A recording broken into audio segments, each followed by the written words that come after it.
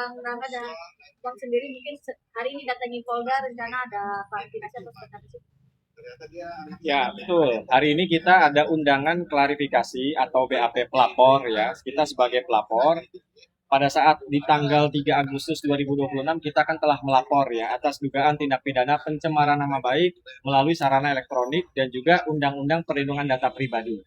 Dan hari ini kita dipanggil ke Subdit 4, Unit 2 Subdit 4 Cyber untuk melakukan yang namanya BAP pelapor seperti itu.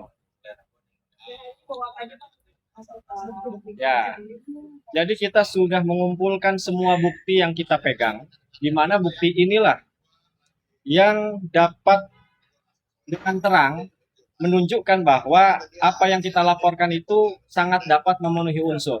Ya, di mana di sini bukti chat lengkap dari awal sampai akhir, kemudian ada bukti kontrak surat perjanjian kerjasama, dan juga ada bukti-bukti lanjutan, yaitu kita sudah meng-screenshotkan adanya video yang diupload pada saat itu oleh saudara Ridho Ilahi dan juga istrinya. Walaupun saat ini, kalau kita cek di TikToknya itu sudah dihapuskan. Tapi nggak ada masalah, begitu kan? Karena pada saat kita melaporkan, penyidik juga sudah melihat, mengecek, waktu saat URL-nya kita kirimkan ke penyidik, diklik masih ada, walaupun hari ini sudah dihapuskan, seperti itu. Berarti memang ada niat menghilangkan. Betul, kalau kami menduganya ya, setelah kita melaporkan di Polda Metro Jaya, ternyata itu postingan sudah hilang. Ya, kita menduga memang ada upaya menghilangkan barang bukti lah seperti itu. Mungkin terkait Ridho sendiri kan bilang bahwasanya ketika di proses itu kan mendidik itu hanya close friend. Mungkin Kanina sendiri seperti apa sih mereaksi karena katanya hanya Kanina aja nih close friend sendiri. Mungkin ada bisikan bahwa ada banyak yang tahu si close friend itu sendiri. Kalau aku sendiri karena teman-temanku sudah mengcapture itu, teman-temanku dan teman-temannya dia sudah mengcapture, aku rasa itu bukan close friend deh. Gak mungkin kan orang lain ngirim lo ada apa sama dia gitu. Dikirim pun sampai bahasanya kayak gini. Karena yang pertama kali diupload itu malah yang dia bilang aku dicari polisi gitu. Terus dia juga sempat tidak mengaku bahwasannya intimidasi ke anak sampai nomor telepon anak gimana nih? Kalau dia tidak mengaku itu haknya Karido ya. Kalau dari aku karena aku sudah memegang bukti, bukti sudah aku kasih ke kuasa hukumku juga sudah melihat. Nanti kalau dari kepolisian, dari penyidik meminta untuk WhatsApp aku dibuka, aku mempersilahkan. Jadi silakan untuk menyangkal, tapi kita punya bukti. Ya, sama ada tambahan sedikit ya. Hari ini tujuan kita ke Polda Metro Jaya itu bukan hanya tentang postingan di WhatsApp yang diklaim dari pihak sana di close friend, tapi ada berbagai peristiwa di situ.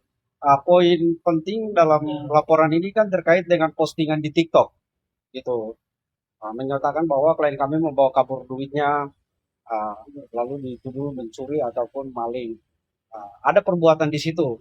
Kalau untuk close friend sendiri kan yang terkait status dia kan itu kami masih mempertimbangkan apakah melaporkan lagi atau tidak. Nah, itu sementara ini kami masih telah karena ada undang-undang perlindungan anak juga di situ karena melibatkan anak dan memposting itu kan tanpa disensor wajah dari anak lain kami. Nah, itu tapi kami dalam proses masih mempertimbangkan dan masih menelaah. Tapi yang poin penting dari hari ini adalah postingan saudara Ridho yang diduga saudara Ridho dan istrinya di akun masing-masing. Dilaporkan ke Polres Jaksel versi Nggak apa-apa. Melaporkan adalah hak setiap orang. Aku juga berhak melapor kok. Jadi nanti kita tinggal datang aja. Kalau memang aku dilaporkan, saya siap hadir di Polres Jakarta Selatan, ditemani 2 kuasa hukum saya, dan saya siap memberikan bukti-bukti yang diminta oleh penyidik. Oke, yang menarik adalah menyantumkan kerugian imaterial 1 miliar. Mungkin dari para kuasa hukum responnya seperti apa?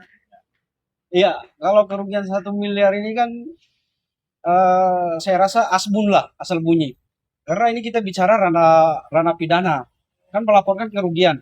Sebenarnya kita garis bawahi bahwa kerugian yang diklaim oleh saudara Ridho itu 37 itu berdasarkan apa? Karena yang menurut data yang kita terima bahwa duit dari saudara Ridho ini adalah 50 juta.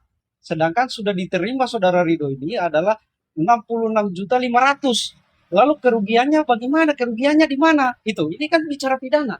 Gitu. Ini kita bukan bicara utang piutang yang berbunga atau apa. Lalu yang kedua terkait dengan kerugian imaterial 1 miliar, saya rasa itu sangat keliru. Kalau memang bicara kerugian imaterial 1 miliar, itu ranahnya di perdata. Bolehlah digugat dengan kerugian 1 miliar. Tapi kalau konteks laporan pidana di Polres Jakarta Selatan lalu menyatakan bahwa kerugian imaterial itu 1 miliar rupiah, itu sangat keliru. Dan saya rasa itu asbun, asal bunyi aja begitu. Sebelum mereka melaporkan, minta mengirimkan somasi ke pihak kami. Ya, somasi ada. Walaupun pada saat dikirimkan somasi, kami berdua belum menjadi kuasa hukum daripada klien kami, yaitu Ibu Nina. Namun kami sudah baca somasinya. Ya, mohon maaf ya, somasi itu pun kita kritisi. Karena bahasa dalam somasi itu juga ngawur. Ada bahasa begini, ini salah satunya adalah bahasa daripada lawyer yang sebelumnya, dia mengatakan bahwa saudari Nina Permanasari telah melakukan dugaan penipuan dengan itikat baik. Bingung nggak tuh?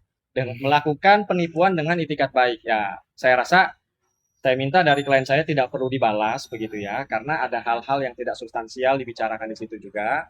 Nah, di sini saya garis bawahi ya, teman-teman media, bahwa kita melaporkan saudara Ridho Ilahi dan juga istrinya itu konteksnya bukan untuk menyaingi laporan dia sebelumnya, bukan. Karena siapa yang mendalilkan, dialah yang membuktikan. Silahkan dia buktikan nanti di Polres Bogor, di penyidik Polres Bogor, apabila memang laporan ini terus begitu ya, buktikan bahwa klien kami bersalah. Kita open kok. Ya, ini negara-negara hukum, semua berhak melaporkan. Namun, ketika ada upaya-upaya, kita menduga ada upaya perbuatan melawan hukum di media sosial dengan memposting klien kami dengan caption maling, begitu ya. Kemudian ada data pribadi identitas KTP yang dikirimkan ke pihak lain, yang tujuannya kita menduga untuk diviralkan. Disitulah klien kami itu bereaksi. Karena punya hak secara hukum untuk menuntut keadilan. Karena begini, klien kami mengatakan berkali-kali, kalau dia pribadi dihina, dia masih ikhlas. Dia masih ikhlas. Mungkin ada kekhilafan pribadi dari saudara Ridho Ilahi, kesel atau seperti apa. Nggak apa-apa, dia akan telan bulat-bulat. Tapi jangan sampai melibatkan ibunya, melibatkan anaknya. Tentu tidak elok. Kami punya bukti lanjutkan loh, yang kita lagi verifikasi, di mana kita menduga bahwa saudara Ridho Ilahi pun diduga ya, telah menghubungi orang tua daripada Mbak Nina dengan kata-kata intimidatif. Gitu. Artinya bukti ini lengkap sekali.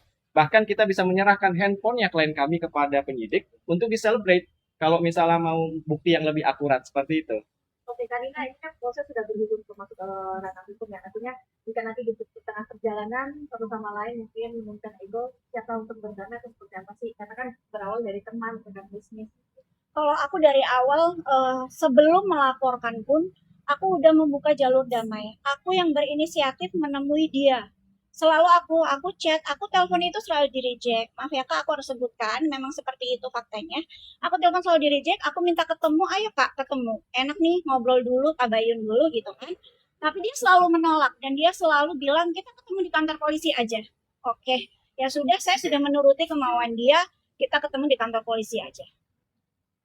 Kemudian hari ini bawa apa itu untuk Ya, tentunya kita bawa bukti STTLP, surat laporan kita yang sebelumnya. Pasal-pasal yang kita masukkan, saya sebutkan aja ya, adalah pasal 433 Undang-Undang Nomor 1 Tahun 2023 dan atau pasal 434, yaitu ada fitnahnya di situ, junto pasal 441 dan atau pasal 65 dan atau pasal 66 dan atau pasal 67 Undang-Undang ITE, yaitu Undang-Undang Nomor 27 Tahun 2022, Undang-Undang Perlindungan Data Pribadi maksud saya, Undang-Undang Nomor 27 Tahun 2022 tentang perlindungan data pribadi. Inilah yang nanti akan diperdalam oleh penyidik Direktorat Cyber dan kita juga akan lampirkan bukti lanjutan. Kalau diminta dan diperlukan saksi, kami siap. Saksi ini bukanlah saksi-saksian ya, mohon maaf ya, atau saksi yang tidak melihat dan mendengar. Tapi benar-benar saksi ini yang menginformasikan pertama kali adanya dugaan video yang disebarkan di media sosial, kemudian diberitahu oleh saudara Nina, oleh klien kami. Kok foto kamu ada ya di sini? Nah, itu saksinya kita hadirkan seperti itu. Jadi doain aja teman-teman semua. Semoga lancar ya. Oke.